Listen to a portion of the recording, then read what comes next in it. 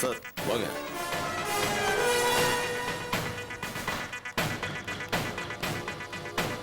இவங்க தான் சார் அந்த ஃபேமிலி. ஓ, அந்த அலமேலு பாஸ்கர் ஃபேமிலியா? Yes sir. வாங்க உட்காருங்க.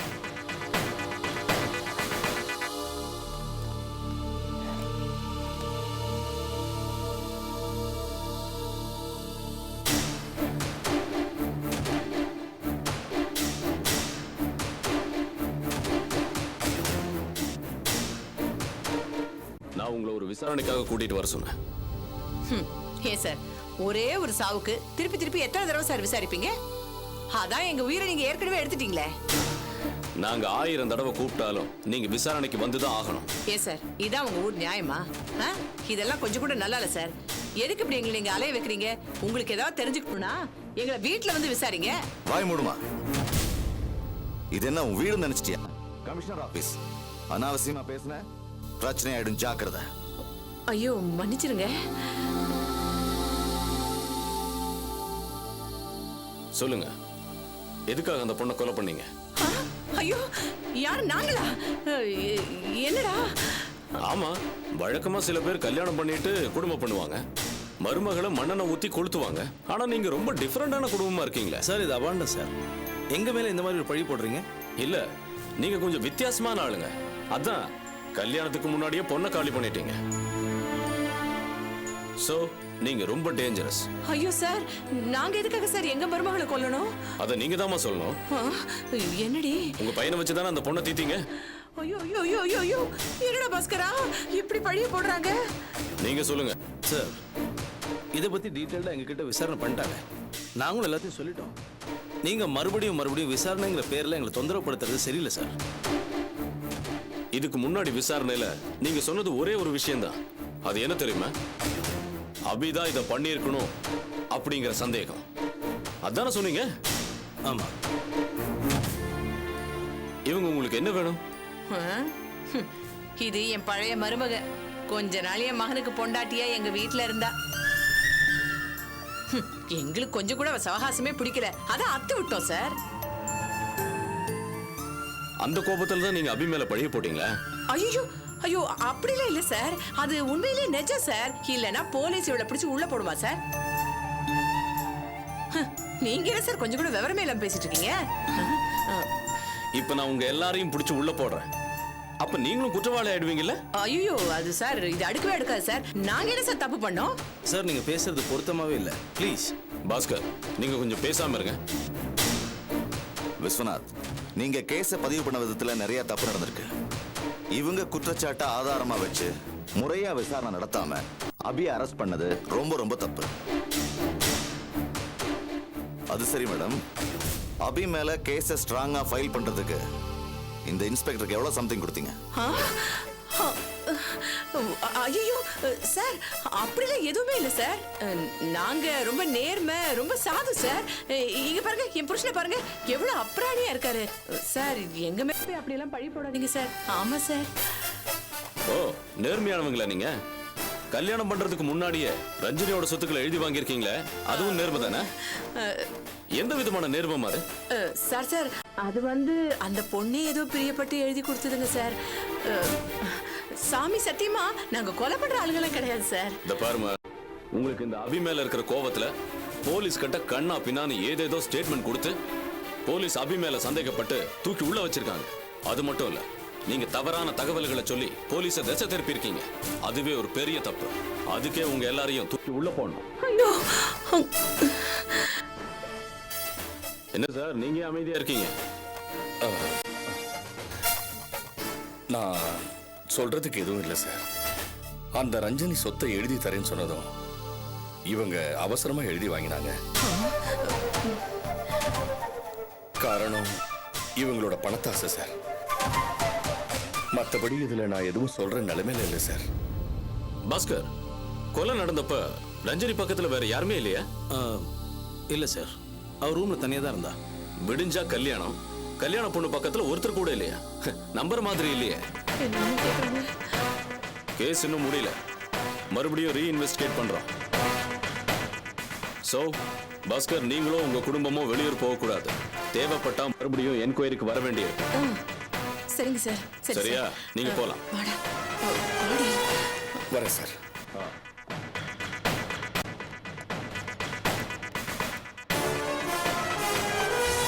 சோ இந்த மாதிரி யாராவது ஒருத்தன் இன்னொருத்தனை காட்டி சார் இவன் தான் கொலைகாரன் அப்படின்னு கை காமிச்சா உடனே ஆக்ஷன் எடுத்து அவனை தூக்கி உள்ள வச்சிருவீங்களா?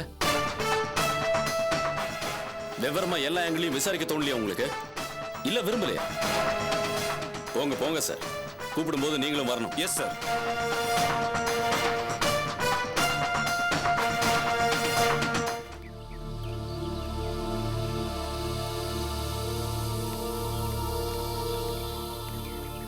பாத்தியாடா பாஸ்கரா, நம்மள பார்த்து நாக்கு மேல பல்ல போட்டு எவ்வளவு பெரிய கேள்வி கேட்டுட்டாங்க. இது அடுக்குமாடா? ஒண்ணுமே புரியல. இந்த போலீஸ்காரங்க ஏன் இப்படி பல்ட்டி அடிக்கிறாங்க? ஏண்டா நம்மள பார்த்தா என்ன கொலகார குடும்பம் மாதிரியா தெரியுது? நானே என் மருமக ரஞ்சினி போன துக்கத்துல இருக்க. என்ன ஏண்டா இப்படி கேட்டு நோகடிக்கிறானுங்க? ஏண்டா அவனுக்கு தான் போலீஸ் நம்மள மாதிரி மனுஷங்களை பார்த்து இப்படி நோகடிக்கத்தான் கவர்மெண்ட்ல சம்பளம் கொடுக்குறாங்க. உங்க அப்புறம் பார்த்தல, அவர் சொன்னதை கேட்டல, நமக்கு பணத்தாசையா. இந்த ஆள் என்னமோ யாராவது பணத்தை கொண்டு போய் கொடுத்தா கையில தொடாத சாமியார் மாதிரி. என்னடா பேச்சுது?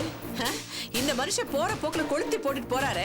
இதை வச்சு இவனுக்கு நம்மள பிடிச்சி உள்ள போட்டானுங்கன்னா இந்த ஆளுக்கு அந்த எண்ணம் தாண்டா நம்ம எல்லாரையும் ஜெயில வச்சு அழகு பார்க்கணும்னு ஆசைப்படுறாரு. தயவு செய்து அந்த ஆளை பத்தி பேசாத, எனக்கு வெறுப்பா இருக்கு. பாவண்டா அந்த ரஞ்சினி உன் மேல பிரியப்பட்டு சொத்து எழுதி வச்சது. அது யாருக்கும் பொறுக்கல. ஒரே வயிற்றுச்சலா இருக்கு. நாம என்னமோ அவளை ஏமாத்தி சொத்து எழுதி வாங்கிட்ட மாதிரி அதையே கேட்டு கேட்டு குறையறானுங்க. ஏண்டா இந்த அபிசனியா இருக்காளே, என்னமோ இந்த அதிகாரிங்க பக்கத்துல உரசிட்டு உட்கார்ந்துருக்காளே, அவளுக்கு எப்படி அவ்வளவு செல்வாக்கு வந்துச்சு? ஏன் கிட்ட கேட்டா எனக்கு எப்படிமா தெரியும்? ஆனா எனக்கு ஒண்ணு மட்டும் தெரியுதுடா, இந்த சிகப்பு தோல்காரிய பார்த்தாலே அத்தனை ஆம்பளைங்களும் ஈனு பல்ல இழிக்கிறானுங்க. அவ ஒரு ஆளுன்னு அவ பேச்சு கேட்டுட்டு இவனுங்க எல்லாம் ஆடிட்டு இருக்கானுங்க. ஐயோ என் பையன் எரியுது. நாமெல்லாம் உள்ள போறோம், அவ எவ்வளவு சட்டமா உட்கார்ந்துருந்தா பாத்தியா? அவ நல்லா இருக்க மாட்டா, அவ சத்தியமா நல்லா இருக்க மாட்டா. நம்மளால இவ்வளவு கஷ்டப்படுத்துறாள், வாடி நல்லாவே இருக்க மாட்டா.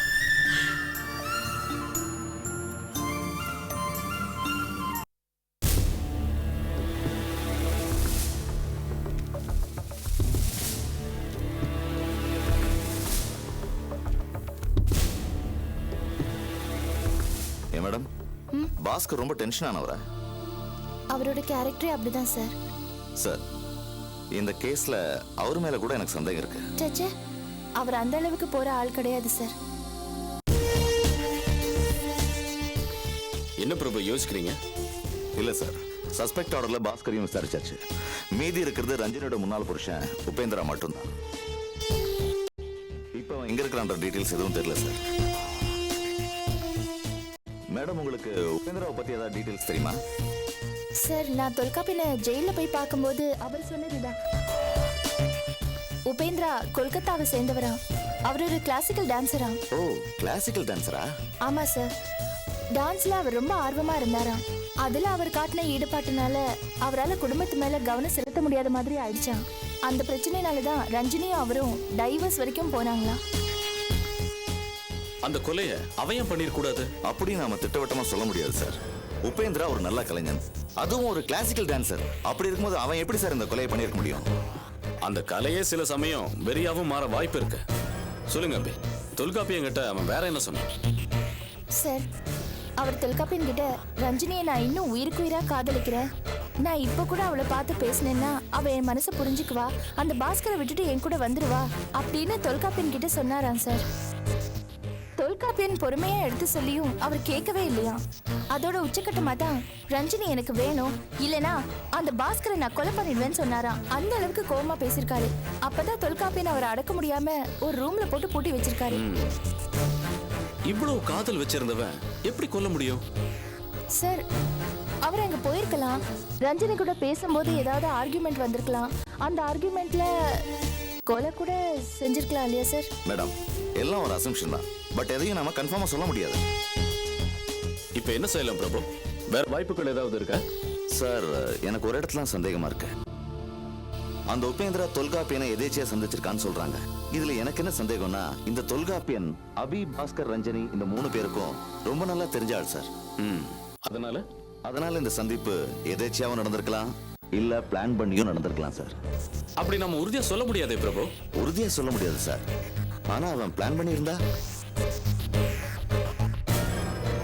கொல்கத்தால இருந்து சென்னைக்கு தன்னோட பொண்டாட்டி ரஞ்சனியை தேடி வந்தவன் நேரா தொல்காப்பியனை பார்த்ததான் இடிக்குது சார். ஓகே பிரபு, இப்ப என்ன செய்யலாம்? அடுத்த மூவ் என்ன?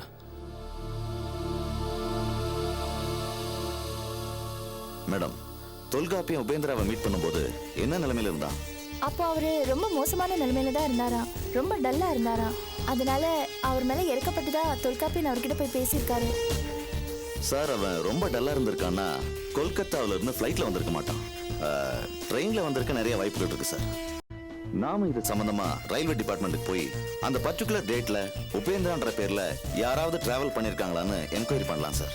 சார், ஒரு விஷயம், இவ்ளோ பிளானோட வந்தவர் எப்படி சார் சொந்த பேர்ல டிராவல் பண்ணிருக்க முடியும்? ஒருவேளை வேற பேர்ல கூட டிராவல் பண்ணிருக்கலாம் இல்லையா? வந்திருக்கலாம் மேடம், பட் அதுலயும் நமக்கு ஒரு சான்ஸ் இருக்கு. அவனுடைய உருவம், நிறம், உயரம் இதெல்லாம் கரெக்டா சொன்னா அதோட ஒத்துப்போற நபர்களை விசாரிக்கலாம் இல்லையா? இதுக்கு மேல வேற எதுவும் ஐடியா இருக்கா? Yes sir. உபேந்திரா பத்தி எல்லா டீடைல்ஸையும் புலனாய்வு துறையில கொடுத்து அவனோட உருவத்தை கம்ப்யூட்டர்ல வரைய சொல்லி முயற்சி பண்ணலாம். சார், இவ்வளவே அவன் திட்டமிட்டு பண்ணியிருந்தா அவன் எவ்வளவு பெரிய கிரிமினலா இருக்கணும். ஓகே பிரபு, நீங்க ப்ரொசீட் பண்ணுங்க. Okay sir. சார், அப்புறம் ஒரு விஷயம் சார், ஜெயில தொல்காப்பியனை குத்துனவங்களை பத்தி ஏதாவது விவரம் தெரிஞ்சதா சார்? ஜெயில் தனி டிபார்ட்மெண்ட்ங்கிறதுனால அதுல நம்ம கவனமா தான் என்டர் ஆகணும். நான் இது சம்பந்தமா பிரபு கிட்ட பேசியிருக்கேன். அங்க குரூப்பா ஏதோ பிரச்சனை நடந்திருக்கு. ரொம்ப கேர்ஃபுல்லா தான் நம்ம நுழையணும். ரஞ்சனி கொலை வழக்குல சம்பந்தப்பட்டவங்க தான் இதுலயும் தலையிட்டு இருக்கணும். அந்த ஆங்கிள் தான் விசாரணை பண்ண சொல்லியிருக்கேன். சார், தொல்காப்பியனை மீட் பண்ணா நிறைய விஷயங்கள் கிடைக்கும்னு நினைக்கிறேன். மேடம், தொல்காப்பியனுக்கு நினைவு திரும்பிடுச்சா? எனக்கு தெரிஞ்ச வரைக்கும் கான்ஷியஸ்னஸ் வரல சார். ஆனா இப்போ நம்ம ஹாஸ்பிட்டல் போலாம். ஒருவேளை கான்ஷியஸ்னஸ் வந்திருக்கலாம் இல்லையா? ஓகே மிஸ்டர் பிரபு, நீங்க ஹாஸ்பிட்டல் போய் தொல்காப்பியனை மீட் பண்ணுங்க. உங்களுக்கு தேவையான இன்ஃபர்மேஷன் கிடைக்குதான்னு பாருங்க. அப்படி கிடைச்சா அந்த ஆங்கிள்லயே நீங்க மூவ் பண்ணுங்க. Okay sir. ஓகே. நான் போயிட்டு வரேன் சார். சரிம்மா. தேங்க்யூ.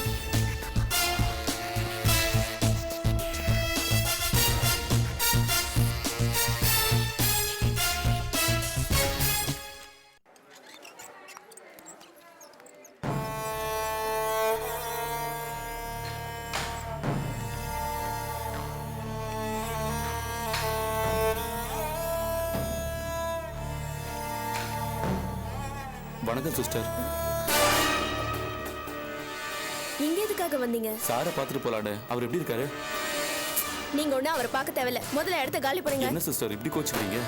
பின்ன நீங்க பண்ண காரியத்துக்கு உங்களை பாராட்டவ முடியும்? கூடவே இருந்து எல்லாம் பண்ணிட்டு அவரை மாட்ட வச்சுட்டு நீங்க தப்பிச்சிட்டீங்க. சிஸ்டர், நடந்தது முழுசா உங்களுக்கு தெரியாது, அதான் எங்களை கோச்சுக்கிறீங்க. அன்னைக்கு நாங்க கொஞ்சம் அசந்து தூங்கிட்டோம்.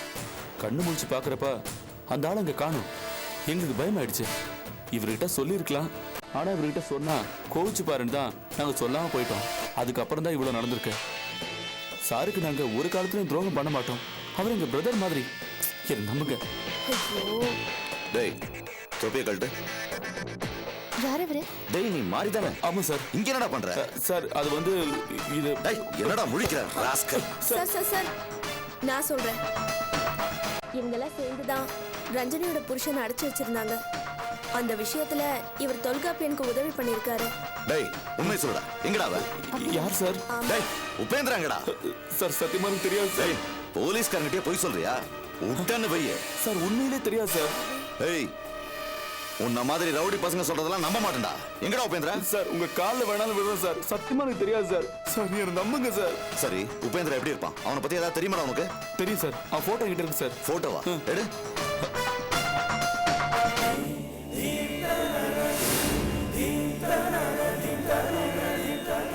இவனா உபேந்திரா? ஆமா சார். காட்டுங்க போட்டோவை.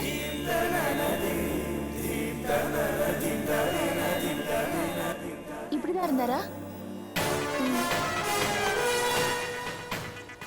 ஆமா அபி. அன்னைக்கு முகத்துல தாடி வச்சிருந்தார் சார். அப்போ பார்க்கிறதுக்கு இப்போ போட்டோல இருக்கிற மாதிரி இல்ல. இல்ல madam. So he doesn't look like this. Excuse me doctor. Yes, Tholkappi எனக்கு நினைவு திரும்பிடுச்சா? இப்பதான் நினைவு திரும்பிச்சு. இனிமே நோ ப்ராப்ளம். சார் அவர்கிட்ட கொஞ்சம் விசாரிக்கணும். விசாரணையா? Sir it's urgent. என்ன சார் இது? இப்பதான் நினைவு திரும்பி இருக்குங்கிற விசாரணை அது இதுன்னு. சார் கொஞ்சம் பார்த்துட்டு போயிடுறோம் சார். அவரை டிஸ்டர்ப் பண்ண மாட்டோம். ஆ, சார் ஒன்றும் இல்லை சார், ஒரு சின்ன இன்ஃபர்மேஷன் மட்டும்தான். சார் அவரை டிஸ்டர்ப் பண்ணக்கூடாது. அதை மைண்ட்ல வச்சுங்க please. Okay, thank you. Thank you sir. போய் பார்க்கலாம் வாங்க. வாங்க.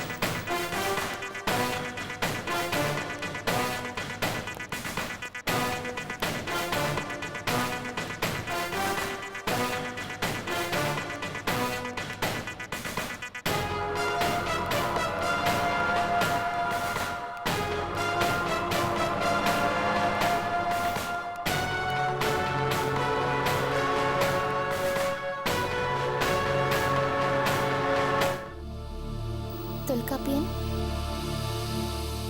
தொல்காப்பியன்.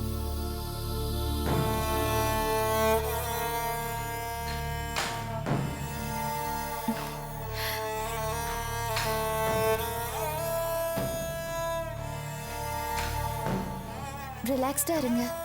டாக்டர் உங்களை ரிலாக்ஸ்டா இருக்க சொல்லியிருக்காரு. இது பாருங்க, இன்ஸ்பெக்டர் உங்ககிட்ட சில கேள்வி கேட்பாரு. பதட்டப்படாம பதில் சொல்லுங்க. தொல்காப்பியன், இந்த போட்டோ பாருங்க.